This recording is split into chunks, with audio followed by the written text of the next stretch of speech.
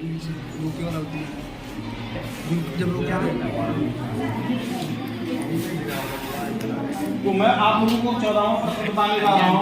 ये प्रश्न है z/4 minus 3/5/4/3 minus 7z is equal to -3/20। ये प्रश्न में लिखा हुआ है, ठीक है। ऐसे हमें क्या करना है, पहले सॉल्व करना है, ठीक है। जब हम सॉल्व करेंगे तो सबसे पहले देखेंगे कि ये ऊपर क्या है, फ्रैक्शन की तरह रखा है, फिर नीचे तो ये है ही छोटा, फिर नीचे भी फ्रैक्शन बना करके रखा है। तो यहाँ पर हर है, हर का जब उसमें मल्टीप्लाई होता है, जो दाहिने तरफ का हर है उसका बाएं तरफ का जो अंश होता है उसमें क्या करते हैं, मल्टीप्लाई करते हैं, और जो बाएं तरफ का हर होगा उसका उसमें ले जाकर के मल्टीप्लाई करते हैं, ठीक है। तो हमें सबसे पहले क्या करना, मल्टीप्लाई करना है। मल्टीप्लाई करेंगे तो 20 कहाँ जाएगा, ऊपर की तरफ जाएगा। तो ऐसे क्रॉस सिंबल लगा दे सकते हैं ताकि इससे पता चले कि ये उधर जाता है, ठीक है। तो 20 को मैं इस साइड में लेके आया, तो क्या इसको मैं लिख सकता हूँ z/4 माइनस 3/5। फिर कोष्टक को बंद कर दिया। यहाँ पर बराबर का सिंबल है कि नहीं है, तो बराबर का सिंबल लगाया। यहाँ पर माइनस का सिंबल था तो माइनस तो रहेगा ही, रहेगा कि नहीं। फिर 3 ये उड़कर इस साइड में चला जाएगा, तो कोष्टक में हो जाएगा 4/3 माइनस 7z, यही तो होगा। फिर इसके बाद ये जो बाहर की संख्या है, देखो इन दोनों को आपस में हम जोड़ नहीं सकते हैं, जोड़ सकते हैं क्या, क्योंकि चर अचर दोनों संख्याएं हैं, हम हर इसका पहले बराबर नहीं कर सकते हैं। इसलिए हमें जो बाहर की संख्या है इस संख्या का अंदर वाली संख्या में गुणा करना पड़ेगा, ठीक है। तो हम अंदर बाहर वाली संख्या का अंदर वाली संख्या में गुणा करते हैं। तो 20 का अगर इसमें गुणा करेंगे तो कितना हो जाएगा, 20z हो जाएगा, 20z/4 हो जाएगा, ठीक है ना। माइनस का सिंबल है तो यहाँ पर माइनस का सिंबल लगा देंगे। फिर 20 का गुणा इसमें करेंगे, 20 क्या है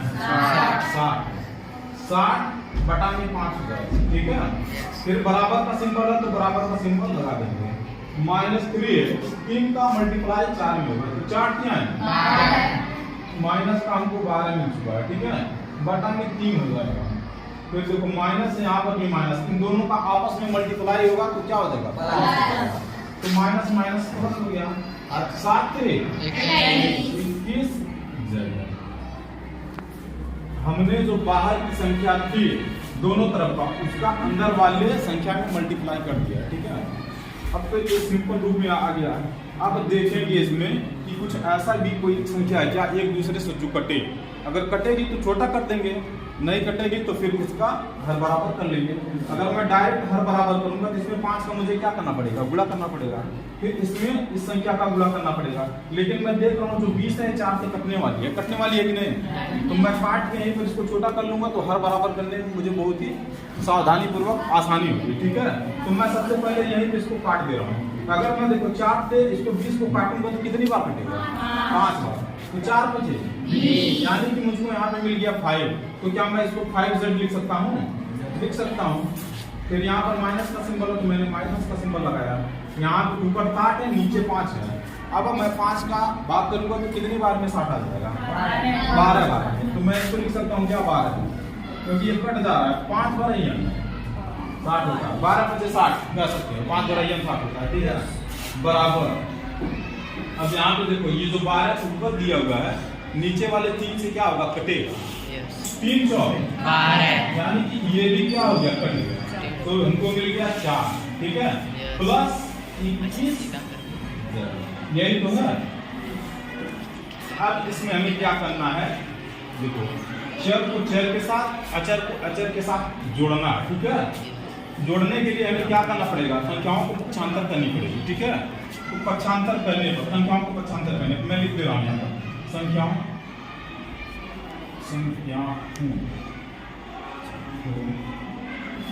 पक्षांतर करने। तो संख्याओं को जब हम पक्षांतर करेंगे तो यहाँ पर 5z जो है 5z को मैं यहीं पर रोक ले रहा हूँ, ठीक है। बाईं तरफ इसको मैंने स्प्लिट कर लिया, 5z है तो मैंने 5z को यहीं पे रोका है, ठीक है। अब देखो इस साइड में 21 जेड है, मैं इससे बढ़िया है कि मैं 5 जेड को उस साइड में लेके जाऊँ, ठीक है, क्योंकि अगर इस साइड में लेके जाऊंगा तो ये जो 5 जेड है इस साइड में आएगा तो माइनस में होगा कि नहीं, तो आसानी होगी मुझे सवाल को लगाने में, क्योंकि वैसे ही आंसर आ जाएगा लेकिन फिर माइनस में जाएगा। 21 जेड को मैंने रोक लिया है, ठीक है, 21 जेड को यहाँ पर रोका हूँ, इस 5 जेड को उठा करके इस साइड में ला रहा हूँ। जब 5 जेड को मैं इस साइड में लेकर के आऊंगा तो ये माइनस में 5 जेड होगा कि नहीं, क्योंकि 5 जेड यहाँ पर प्लस का है। जब संख्याएं पक्षांतर होती है दूसरी पक्ष में जाती है तो माइनस, अगर प्लस रहेगा तो माइनस होगा, माइनस होता है प्लस होता है। तो जब मैं इस 5 जेड को साइड में लेके जाऊंगा तो पक्का ये माइनस होगा कि नहीं होगा। 5 जेड बराबर का सिंबल है, बराबर का सिंबल नहीं, ठीक है, क्योंकि मैंने इस संख्या को यहीं पर रोक रखा था, यानी कि जब ये संख्या इस साइड में गई है तो ये संख्या मुझे यहीं पर क्या करनी पड़ेगी, फिर रोकनी पड़ेगी, ठीक है। और जो इस साइड की जो संख्या है ये इस साइड में आएगी, ठीक है, तो -12 जो है ये तो अपनी जगह पर स्थिर है, ठीक है, लेकिन जो -4 है इस साइड में आएगा। जब इस साइड में आएगा तो ये क्या हो जाएगा, प्लस का 4 हो जाएगा, ठीक है। अब 21 जेड में से जब हम 5 जेड को 5 जेड को निकालेंगे तो कितना बचेगा, 16 जेड बराबर, यहाँ पे -12 है, यहाँ प्लस का 4 है। जब -12 में से हम प्लस के 4 को निकाल देंगे तो कितना बचेगा, -8 बचेगा, ठीक है। तो जेड की वैल्यू कितनी आ जाएगी, जेड बटा में -8/16 होगा कि नहीं। तो और इसको अगर हम सिंप्लीफाई करेंगे, छोटा करेंगे काट करके, तो देखो 8/16 इससे कटेगा, 8 से कट जाएगा, 8 का नाम 8 दूनी 16, यानी कि मुझको मिल गया -1/, जेड की वैल्यू -1/2 मिल चुका है, ठीक है। प्रश्न जो कहा है, प्रश्न तो यहाँ तक सॉल्व हो चुका है, लेकिन क्या ये लेफ्ट हैंड साइड जो है वो राइट हैंड साइड के बराबर है, ये हमको बताना है। अगर बराबर होगा तो कह देंगे बराबर है, नहीं बराबर होगा तो कह देंगे कि बराबर नहीं है, ठीक है, क्योंकि मुझे थोड़ा जगह की जरूरत है। अब सीधे जो जेड की वैल्यू दे रखा है, जेड की वैल्यू को हम इस साइड में जहां जहां जेड रहेगा वहां पुट करेंगे, ठीक है। तो देखेंगे हम कहां पे, पहले देखो क्या लिखा है, जेड /4 -3/5 बटे 4/3 -7, यही तो है। अब इसमें हमें क्या, जहां जहां जेड होगा वहां पे वैल्यू को पुट करेंगे, रखेंगे, पुट का मतलब रखना होता है, ठीक है। तो जेड कहाँ सबसे पहले ऊपर लिखा हुआ है, तो जेड जब ऊपर लिखा हुआ है तो वहां पर हम जेड को -1/2 लिखेंगे। तो जेड के जगह पे मैंने क्या लिख दिया, -1/2, फिर बटे में क्या है 4 है, तो मैंने 4 को लिख दिया। माइनस का सिंबल देखो जेड के सामने, इसके सामने था, तो माइनस का सिंबल कहाँ पे लगा, यहीं पे लगेगा, 3/3 5, यही तो है। फिर नीचे क्या है, बटे 4/3 है, तो मैंने 4/3 लिखा। माइनस का सिंबल है तो मैंने माइनस का सिंबल लगाया, 7 है तो 7 को लिखा। जेड बराबर क्या है, -1/2, यही तो है। अब क्या करना है, फिर हम इसको थोड़ा सिंप्लीफाई करेंगे, छोटा करेंगे, ठीक है। तो -1/2 को तो मैं ऐसे ही रहने दूंगा, -1/2, लेकिन जो ये 4 लिखा हुआ है क्योंकि बटे में है, 4 के अगर देखा जाए अंश है 4, 1/2 तो बटे में है ये, लेकिन जब बटे में लिखा है तो 4 अंश में, इसके नीचे 1 होता है, ठीक है। तो यानी कि यहाँ पे नीचे 1 लिखा हुआ है, हमें दिखाई नहीं दे रहा है, हम लिख सकते हैं, जरूरत पड़े तो लिख सकते हैं, ठीक है। तो हम लिख भी सकते हैं, नहीं लिखेंगे तो अगर मैं इसको देखो बटे में है ना, जब बटे में दे रखा है उसको गुणा में हमें बदलना है, तो जो हर रहता है वो अंश बन जाता है और जो अंश रहता है वो हर बन जाता है। तो अगर मैं इसको अब गुणा में कन्वर्ट करूंगा तो यहाँ पे गुणा का चिन्ह लगाऊंगा, ठीक है। 4 बटे इसके नीचे 1 लिखा है, वो दिखाई नहीं दे रहा है, तो जब इसको हम बदलेंगे तो 1 क्या हो जाएगा, ऊपर चला जाएगा, ठीक है, और यहाँ पे 4 आ जाएगा, ठीक है। यहाँ तक किसी को कोई डाउट नहीं होना चाहिए। फिर देखो यहाँ पर माइनस का सिंबल है, तो माइनस का सिंबल लगाया, 3/5 है, तो मैंने 3/5, ठीक है।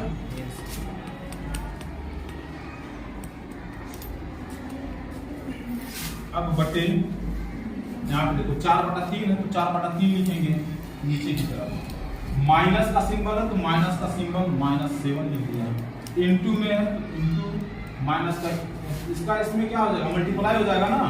तो जब माइनस माइनस अगर देखा जाए, इसका मल्टीप्लाई होगा तो क्या हो जाएगा, प्लस हो जाएगा। तो यहाँ पे लिख देंगे 7 का 7/2 हो जाएगा, ठीक है। और थोड़ा सा इसको सिंपलीफाई भी कर लेते हैं पहले। अगर हम सिंपलीफाई करेंगे तो यहाँ पे देखो ये मल्टीप्लाई में ऊपर की अंश जो है मल्टीप्लाई में एक दूसरे से गुणा हो जाती है, ठीक है। तो एक एक करना एक हो जाएगा माइनस का 1 बटे में 4 दूनी 8 हो जाएगा।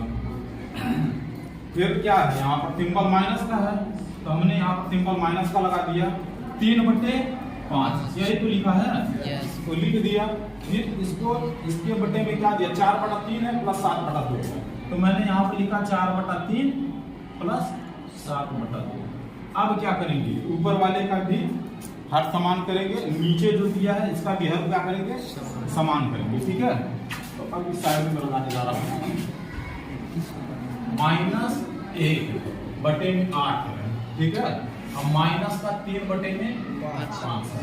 अब देखो इसका हर समान तो है नहीं, लेकिन अगर हम हर समान करना चाहते हैं तो 8 में हमको 5 का क्या करना पड़ेगा मल्टीप्लाई करना पड़ेगा। तो 5 जब नीचे मल्टीप्लाई होगा तो 5 का ऊपर भी होगा।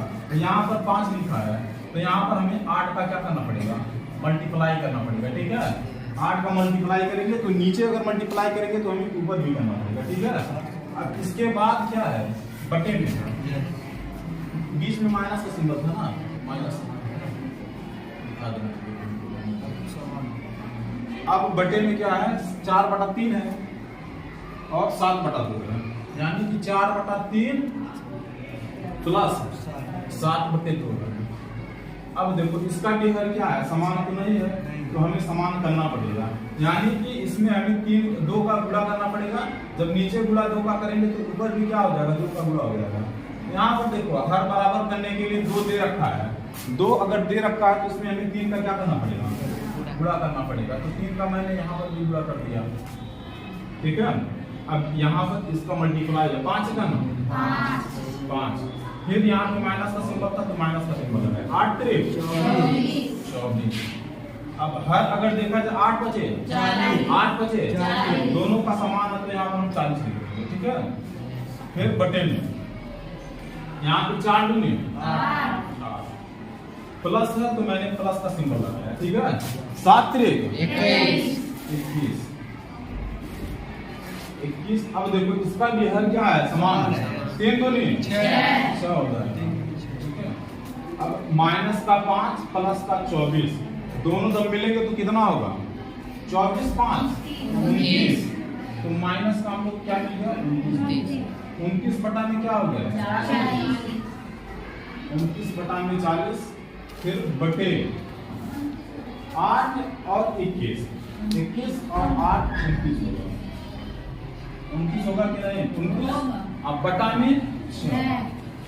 जब इसको हम सिंपलीफाई करेंगे तो माइनस का 29 बटा में 40 है, और जब ये देखो बटे में 29/6 है, जब इसको मल्टीप्लाई करेंगे तो क्या हो जाएगा 6 बटा में ये 29 हो जाएगा, ठीक है। तो ये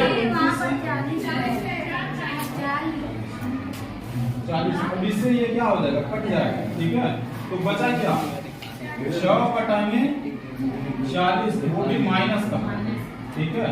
अब इसे और थोड़ा सिंपलीफाई हम करते हैं क्योंकि कटने वाला 2 3 है 2 भी नहीं है 40, यानी कि हमको मिल गया माइनस का 3/20 मिला, ये मिला है ना माइनस का 3/20 मिला है। यहाँ पर क्या है माइनस का 3/20 है, यानी कि इससे ये सिद्ध होता है कि जो लेफ्ट हैंड साइड है वो राइट हैंड साइड के बराबर है, ठीक है। तो हम कह सकते हैं कि लेफ्ट हैंड साइड जो राइट हैंड साइड की